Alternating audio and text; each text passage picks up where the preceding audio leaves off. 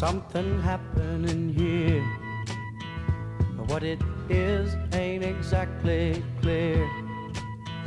Fueled by the civil rights movement of the 1960s, several neighborhood groups in Tucson's south and west sides were emboldened. At the same time, Tucson elected officials were making major decisions about the city's future.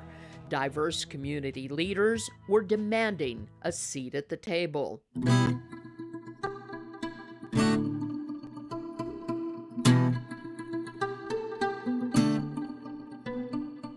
There was a lot of wanting to change the status quo.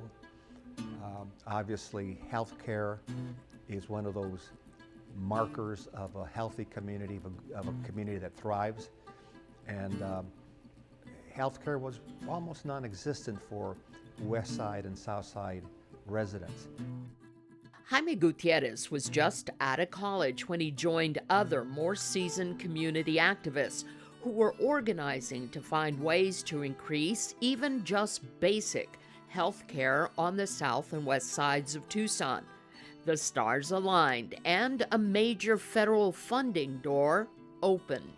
And this administration today, here and now, declares unconditional war on poverty in America. President Johnson's War on Poverty initiative was making major grants available to build healthcare centers in underserved communities all over the nation. Members of several neighborhood groups on the south and west sides eventually united and approached the newly opened University of Arizona Medical School.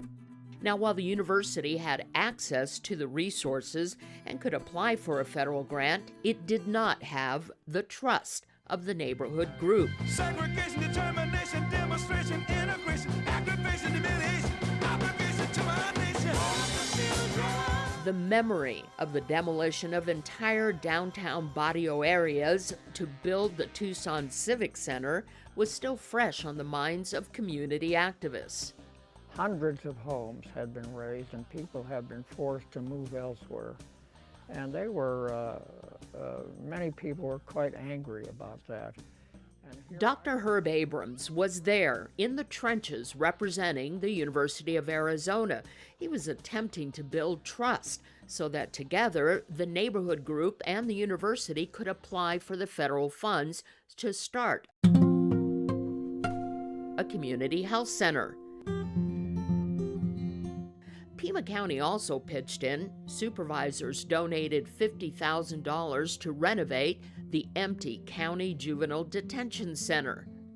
In a twist of fate, the jail cells were the perfect size for examining rooms. And fixing them up so after it was all remodeled, you could never tell that it had recently been a jail.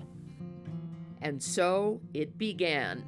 One of the requirements of the poverty program was that the health center should be controlled by boards of people living in the neighborhood, people representing the potential patients in the area. Miguel Rojas was also one of the original incorporators of El Rio Health. We started working as committees together and they started naming committees. They started putting some of our board members or staff in some of their committees. And they said, well, you know, I think we're communicating now, we're working. What started in a remodeled juvenile detention center with just a few clinicians today has become one of the major community healthcare success stories in the country. The real value of El Rio Health is measured just one patient at a time. So my name is Virginia Rodriguez, and I've been going to El Rio for off and on for 50 years. I started going there when I was going to have my son Conrad. I'm Conrad Rodriguez. I am an El Rio patient. I have been for the duration of my lifetime, that is 50 years, which is coincidentally the age of El Rio today. Since the first clinic opened 50 years ago, 4 generations of the Rodriguez family have counted on El Rio Health for almost all their medical needs. My great-grandmother, she lived in Marana.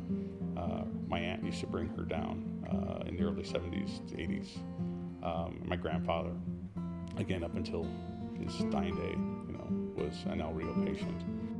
My name is Alicia Rodriguez, and the last time I went to an El Rio facility was on Wednesday. They treat me like a family member. When you make those relationships, again, whether it be with the nurse practitioner, whether it be a doctor, whether it be a dental hygienist, whether it be the dentist, those aren't just, that's patient 4, 5, 6, 7. That's Alicia, that's Conrad, that's Virginia. They know you